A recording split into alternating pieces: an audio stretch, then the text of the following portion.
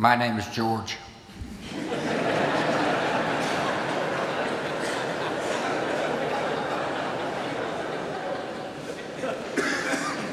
I am really grateful for this opportunity to commemorate the life of an extraordinary American and a friend, Rich DeVos. Rich befriended many presidents over the years, and one I know quite well. You call him 41, I call him Dad. Sends his love to the DeVos family, as does Laura.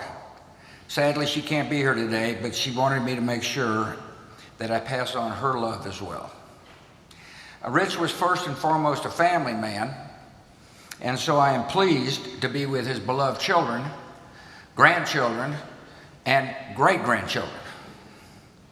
Of course, we don't really honor Rich without remembering your matriarch and the love of his life, Helen. And so I join you in giving thanks for their long lives and their remarkable marriage. Despite our age difference, Rich and I had some things in common. We both gave speeches around the world, though I don't think he mangled the English language as often as I did. I was known as a compassionate conservative. He was the compassionate capitalist. Perhaps above all, we share a love of freedom.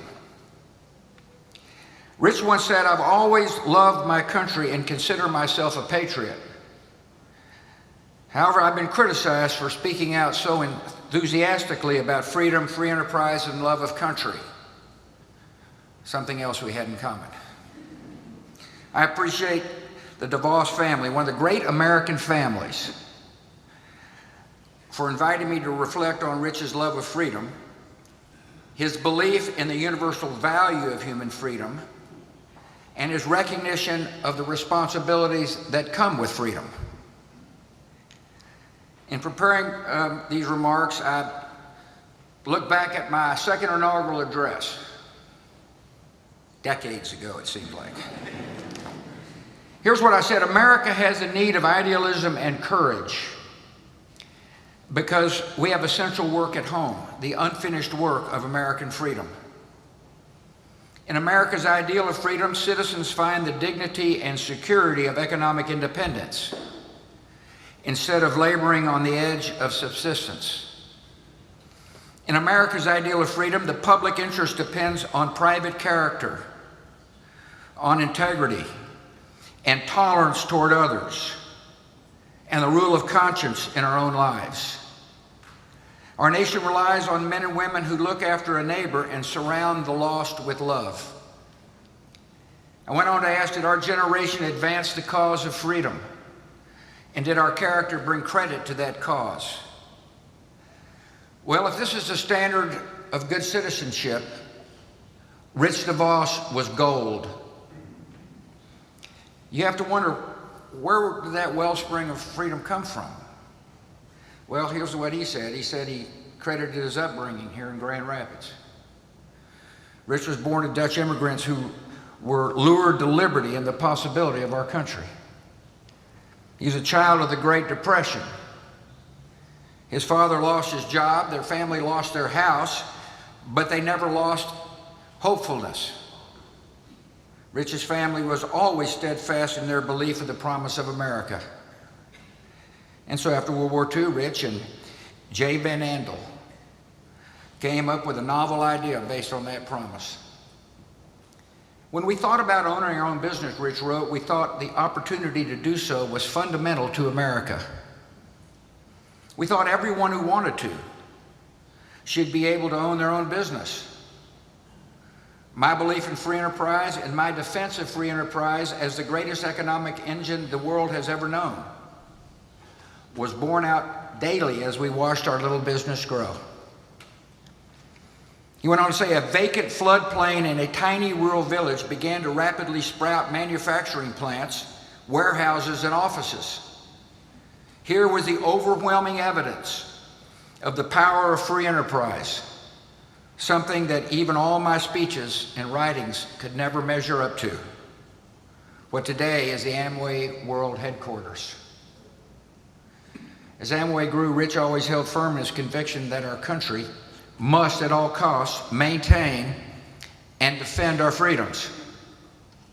Rich believed in free and open societies ordered by moral conviction and compassionate government.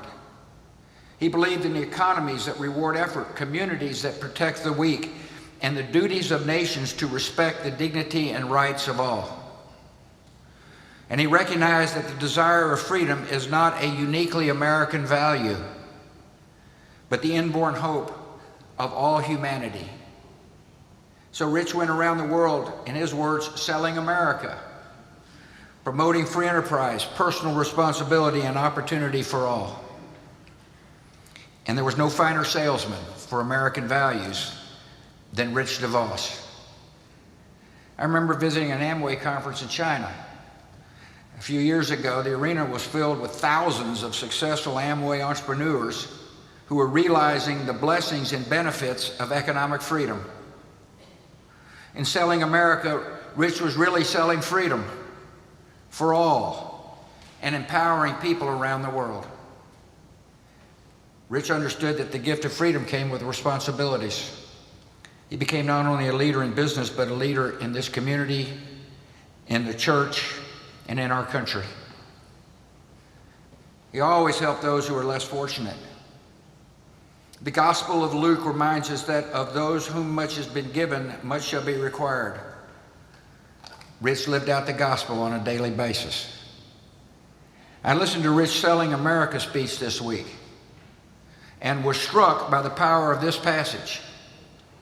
We believe and have always believed in this country that man was created in the image of God and given talents and responsibilities and was instructed to use them to make this world a better place in which to live.